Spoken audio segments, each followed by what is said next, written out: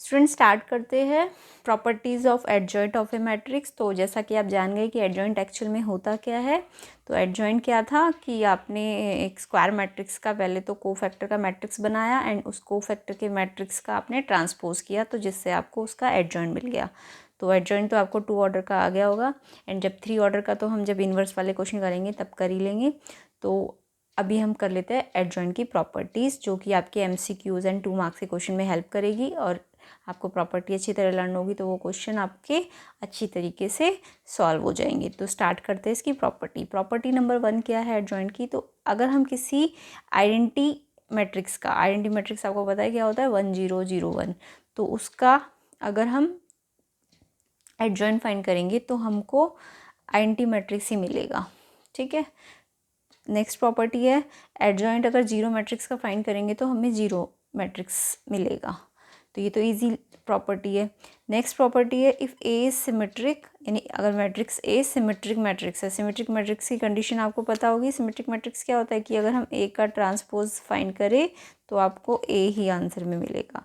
तो अगर कोई सिमेट्रिक मैट्रिक्स है, यानी ए अगर सिमेट्रिक मैट्रिक्स है, तो जब आप उसके एडजॉइंट ए को एडजॉइंट ए के मैट्रिक्स को एडजॉइंट ए के मैट्रिक्स का ट्रांसपोज करेंगे ना, तो भी आपको क्या मिलेगा, एडजॉइंट ए मिलेगा। यानी कि अगर ए सिमेट्रिक मैट्रिक्स है, अगर वो सिमेट्रिक प्रॉपर्टी को फुलफिल कर रहा है, मतलब ए ट्रांसपोज इक्वल्स टू ए को, तो जो एडजॉइंट ए होगा वो भी सेम प्रॉपर्टी को फुलफिल करेगा। समझ आया? तो ये पॉइंट इंपॉर्टेंट है। नेक्स्ट पॉइंट है, ये तो और ज़्यादा इंपॉर्टेंट है, एडजॉइंट ऑफ के ए, यानी कि ए मैट्रिक्स के साथ कोई स्केलर का मल्टीप्लिकेशन है और जब हम उसका एडजॉइंट फाइंड करेंगे तो वो कैसे आएगा, सिंपली फॉर्मूले से ही फाइंड हो जाएगा। जो स्केलर है उस पर पावर n-1, n क्या है यहाँ पे, ऑर्डर ऑफ मैट्रिक्स एंड साथ में एडजॉइंट ए। तो इसको हम समझ लेते हैं कि ये कैसे होगा। तो देखिए एग्जाम्पल से समझते हैं फोर्थ प्रॉपर्टी को। तो जैसे कि मैंने आपको बोला एडजॉइंट ऑफ के ए फाइंड करना है, तो हमें k की power n-1 and adjoint A लिखना है। तो k क्या है, स्केलर क्वांटिटी है। तो जैसे कि यहाँ पे एडजॉइंट ऑफ 3 है, तो इसमें k क्या है आपके पास 3। ठीक है, तो इस फॉर्मूले के अकॉर्डिंग k क्या है आपका 3 एंड n क्या है, मान लीजिए इसका ऑर्डर आपको दिया है, इस मैट्रिक्स का, मैट्रिक्स ए का ऑर्डर गिवन है आपको 2। ठीक है, तो यानी कि अगर इसका ऑर्डर गिवन है 2 तो k की पावर 2-1 हो जाएगा एंड साथ में एडजॉइंट ए। तो ये आ गया 3 की पावर 1 और एडजॉइंट ए से आपको मल्टीप्लाई करना है। तो मीन्स क्या हुआ कि अगर आपको किसी भी के ए मैट्रिक्स का एडजॉइंट फाइंड करना है तो आपको क्या करना है, जो भी उसका स्केलर होगा उस पर जो भी मैट्रिक्स का ऑर्डर होगा उसकी पावर -1 करनी है। तो आपका जो भी स्केलर है उसका जो भी पावर आएगा उसको एडजॉइंट ए के साथ लिख देना है। तो आपका इस टाइप के एडजॉइंट का आंसर आ जाएगा। तो आपको पूरा प्रॉपर करके नहीं दिखाना उसे, आप सिंपली इस फॉर्मूले की हेल्प से क्या कर सकते हैं, शॉर्ट में से कर सकते हैं। तो आपको क्या होगा, ये क्वेश्चन में दिया क्या जाएगा कि आपको ना या तो 3a दे दिया जाएगा और आपको 3-4 रिजल्ट दे दिए जाएंगे कि आंसर बताइए। तो आपको सिंपली ऐसे कर लेना है। इसी फॉर्मूले को हम एक और एग्जाम्पल से समझ लेते हैं। एग्जाम्पल नंबर 2, एग्जाम्पल नंबर 1 था। जैसे कि अगर मुझे दिया हुआ है एडजॉइंट ऑफ 4a, ठीक है, और ऑर्डर जो है मैट्रिक्स का मान लीजिए वो है 3। ठीक, तो ऑर्डर मीन्स n। तो फॉर्मूले के अकॉर्डिंग k क्या है 4, तो 4 की पावर क्या हो जाएगा n क्या है 3 एंड -1, k n की पावर -1 यानी 4, 3 की पावर -1 एंड साथ में क्या आ जाएगा एडजॉइंट a। तो इसे सॉल्व करेंगे तो ये हो जाएगा आपका 4, 3 -1 कितना होता है 2 एडजॉइंट a। तो 4 की पावर 2 मीन्स 16 एडजॉइंट a, यानी कि 4 टाइम्स ऑफ a मैट्रिक्स और उसका एडजॉइंट फाइंड करेंगे तो वो एडजॉइंट a का 16 टाइम्स होगा। ठीक है, वो ऑर्डर पे भी डिपेंड करेगा एंड के पे भी डिपेंड करेगा। तो आपको के पहले समझना है के क्या है एक्चुअल में एंड ऑर्डर आपको गिवन होगा मैट्रिक्स का। तो जो मैट्रिक्स का ऑर्डर होता है वही उसके एडजॉइंट का भी ऑर्डर होता है। ये ध्यान रखना, जो भी ऑर्डर ऑफ मैट्रिक्स होता है वही उसके एडजॉइंट का भी ऑर्डर होता है। ठीक है, तो अगर आपको मैट्रिक्स का ऑर्डर दिया है तो इट मीन्स उसके एडजॉइंट का ऑर्डर भी वही होगा। तो आपको एन के लिए मैट्रिक्स का ही ऑर्डर यूज़ करना है। ठीक है, समझ आ गया ना फोर्थ प्रॉपर्टी कैसे करनी है। नेक्स्ट प्रॉपर्टी पे आते हैं अब। चलिए नेक्स्ट प्रॉपर्टी देखते हैं अब हम। फिफ्थ प्रॉपर्टी है, if A is non singular matrix. अगर ए आपका नॉन सिंगुलर मैट्रिक्स है तो जो उसका एडजॉइंट होगा ए का वो भी कैसा होगा, नॉन सिंगुलर मैट्रिक्स। अच्छा, नॉन सिंगुलर मैट्रिक्स के लिए कुछ नहीं है, जस्ट कंडीशन है कि डिटर्मिनेंट ए जो होता है वो जब आप फाइंड करेंगे तो वो जीरो नहीं आना चाहिए। ठीक है, तो नॉन सिंगुलर की कंडीशन ये है, determinant A not equal to zero. तो आप पहले डिटर्मिनेंट फाइंड करके देखेंगे, तो अगर वो जीरो नहीं आया तो वो मैट्रिक्स कैसा होगा, नॉन सिंगुलर। तो जब हम उसके एडजॉइंट ए को भी फाइंड करेंगे ना, उसके डिटर्मिनेंट को भी फाइंड करेंगे, यानी कि अगर determinant not equal to zero तो जो उसके एडजॉइंट का डिटर्मिनेंट होगा वो भी क्या आएगा, नॉट इक्वल टू जीरो। तो ये प्रॉपर्टी तो सिंपल है कि अगर determinant A not equal to zero है तो यानी वो नॉन सिंगुलर मैट्रिक्स है। तो एडजॉइंट ए भी नॉन सिंगुलर मैट्रिक्स है, तो नॉन सिंगुलर मैट्रिक्स है तो यानी इसका जो डिटर्मिनेंट आप फाइंड करेंगे वो भी क्या आना चाहिए, एडजॉइंट ए के डिटर्मिनेंट को फाइंड करेंगे तो वो भी जीरो के इक्वल नहीं आना चाहिए। तो यानी वो भी क्या होता है, नॉन सिंगुलर मैट्रिक्स होता है। नेक्स्ट प्रॉपर्टी देखते हैं, ए मैट्रिक्स का अगर मल्टीप्लाई करें एडजॉइंट ए मैट्रिक्स के साथ। देखिए दोनों ही मैट्रिक्स है, तो हमें पता है कि मैट्रिक्स, दो मैट्रिक्स के अंदर कॉम्यूटेटिव लॉ लगता है।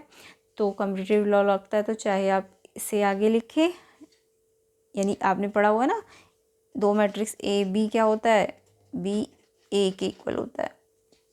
यानी अगर हम ए बी इक्वल करना चाहते हैं तो वो बी ए के इक्वल होगा। अच्छा, मैट्रिक्स में नहीं होगा।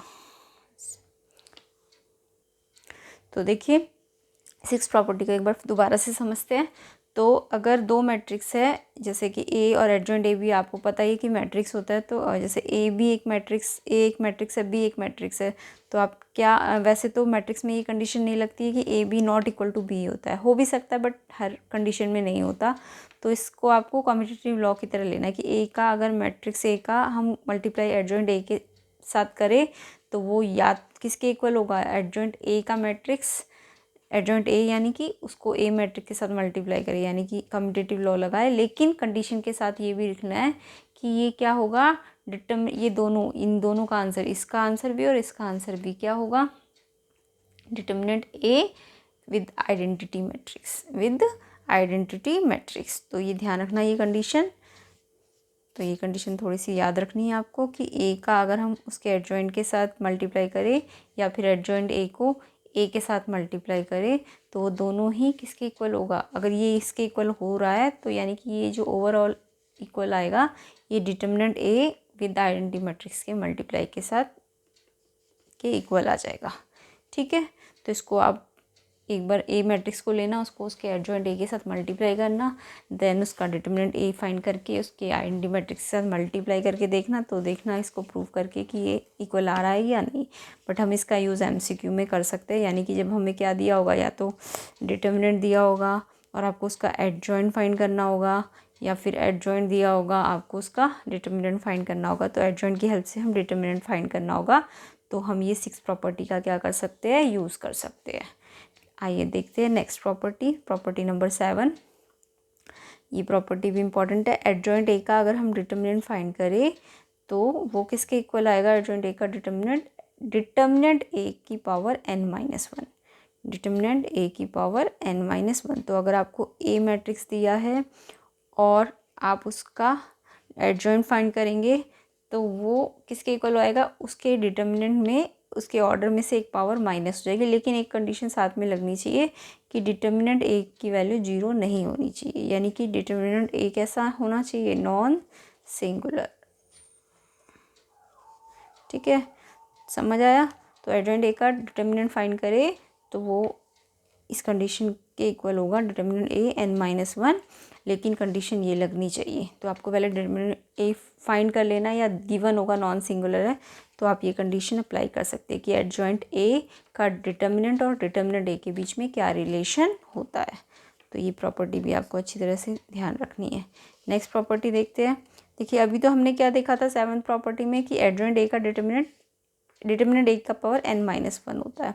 बट जब हम एडजॉइंट ए के प्लेस में ए एडजॉइंट ए रखेंगे और फिर उसका डिटर्मिनेंट फाइंड करेंगे तो वो किसके इक्वल होगा, डिटर्मिनेंट ए की पावर n की। यानी इसमें -1 था बट यहाँ n ही रहेगा। यानी कि जब आपका एडजॉइंट ए का डिटर्मिनेंट है तो n-1 पावर आएगा, और जब ए एडजॉइंट ए का डिटर्मिनेंट है तो डिटर्मिनेंट ए की पावर n। इसमें भी सेम कंडीशन होगी, नॉन सिंगुलर होना चाहिए।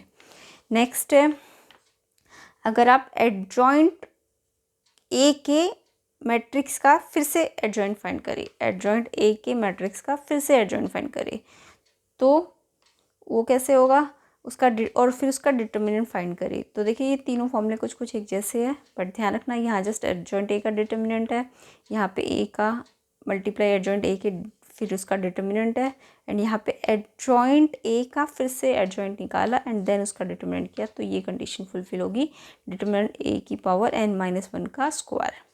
तो यहाँ भी सेम कंडीशन है, नॉन सिंगुलर होना चाहिए। तो ये प्रॉपर्टी सारी मिलती जुलती है, तो आपको ध्यान से पढ़ना है इसको, ये तीनों प्रॉपर्टीज़। तो नेक्स्ट प्रॉपर्टी पे आते हैं। अगर हम ए ट्रांसपोज का एडजॉइंट फाइंड करें तो वो किसके इक्वल होगा, पहले एडजॉइंट ए फाइंड करना है और फिर उसका ट्रांसपोज करना है। देखिए डिफरेंस क्या है, इसमें पहले ए का ट्रांसपोज करना है एंड देन उसका एडजॉइंट फाइंड करना है। एंड वो इक्वल किसके होता है कि एडजॉइंट ए का पहले आप एडजॉइंट ए फाइंड कर लीजिए और फिर उसका ट्रांसपोज कीजिए। तो ये left hand side right hand side की क्या हो जाएगी, इक्वल हो जाएगी। नेक्स्ट प्रॉपर्टी पे आते हैं। अगर हम एडजॉइंट ए का एडजॉइंट फाइंड करें, देखिए इस 9th प्रॉपर्टी में तो हमने उसका डिटर्मिनेंट भी फाइंड किया था, बट यहाँ पे just adjoint of adjoint A find करना है। तो उसमें क्या है, यहाँ पे तो डिटर्मिनेंट ए पे n-1 का स्क्वायर पावर आई थी, बट यहाँ पे डिटर्मिनेंट ए पे n-2 पावर आ जाएगा।